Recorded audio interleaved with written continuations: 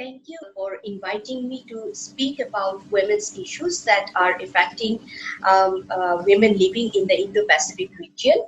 Um, I am Lailufar Yasmin. I teach in International Relations International Relations in the University of Dhaka, Bangladesh. I have been teaching here for more than 21 years now. I have done my second master's in women's studies from Georgia State University under Fulbright scholarship.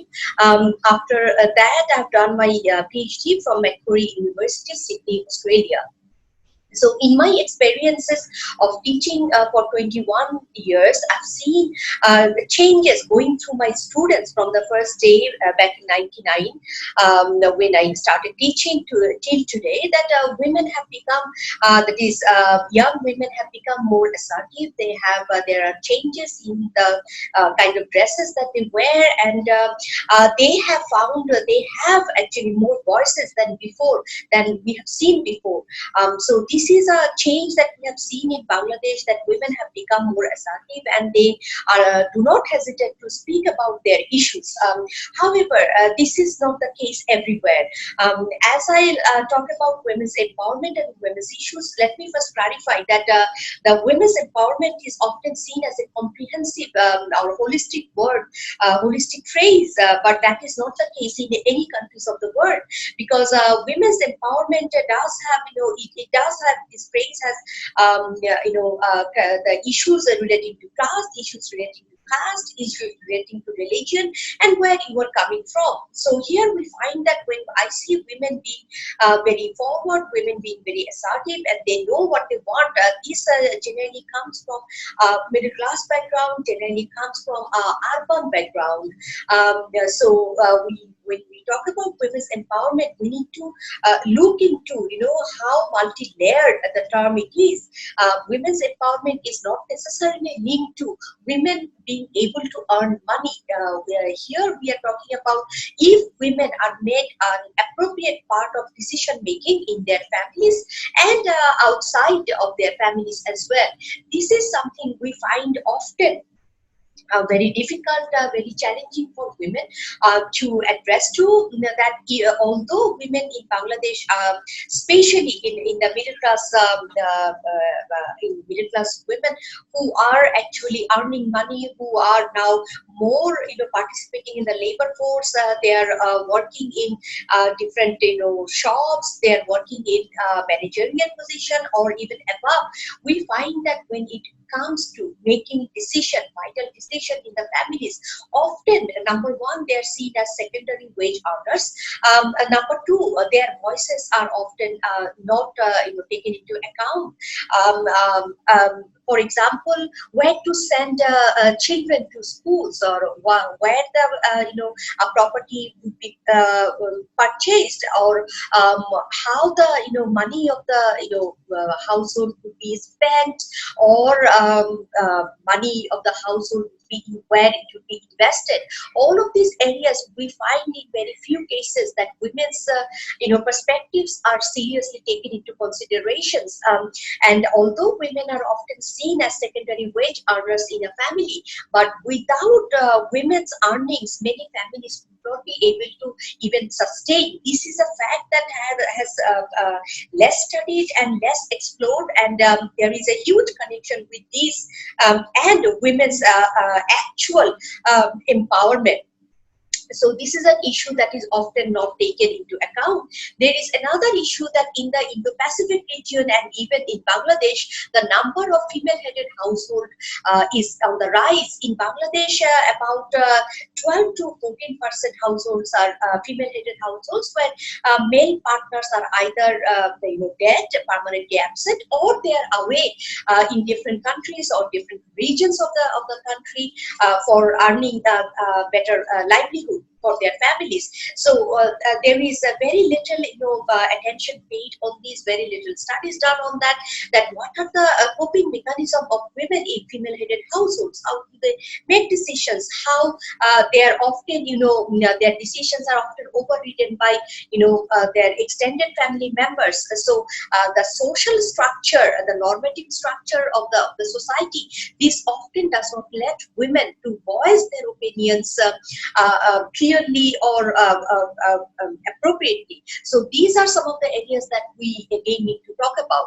Then there is another issue that when we talk about giving less priority to women in decision making in the family, we often forget that women are the first teachers for their children. So it is women's perspective that is being taught to their children, but often even women internalize that they are secondary, they are of secondary importance in the society. So therefore, there is a cycle of this internalization of patriarchy that goes on, that is carried on in societies. And at the same time, when we talk about violent extremism, radicalism, and other issues that are affecting the society, this is why we need to educate more women.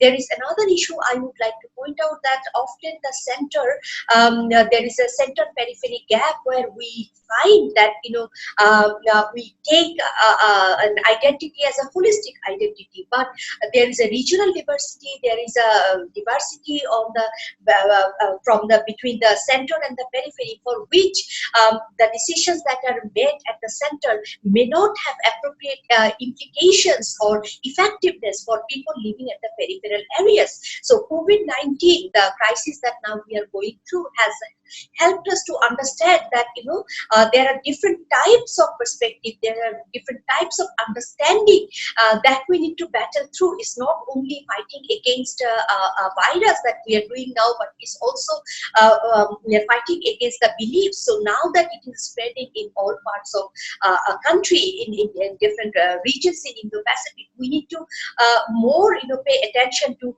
what are women's roles, how women can actually do community activities, actually help teaching their communities about better practices. So this is a place where we can actually involve more women, because we have seen different studies coming out by female researchers and other researchers that if we involve women more with the community practices, if we involve more women in peace processes, in peace building and in the society building, there are better chances of that society to thrive. We know that United Nations has asked in its resolution taken back in 2000, there will be a 20-year celebration this year, that women must be made a part in all the peace building processes.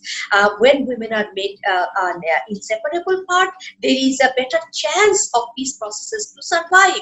So despite many studies confirming this fact, we have not seen women's inclusion in this sort of how to rebuild the society, or how to even make communities stronger through incorporating women's perspectives. Why do we insist on that? Because women know the nuances of the crisis, because they deal with that on an everyday basis in their household as well as in their communities. So therefore, a number of issues that we need to talk about, we need to bring on the table, and we need to involve grassroots level activists, grassroots level organizations, because they are at the better place to educate the urban-based, national level organizations. We need a connection between the two, between the urban, society, between the, major capital cities, and with the, local cities, because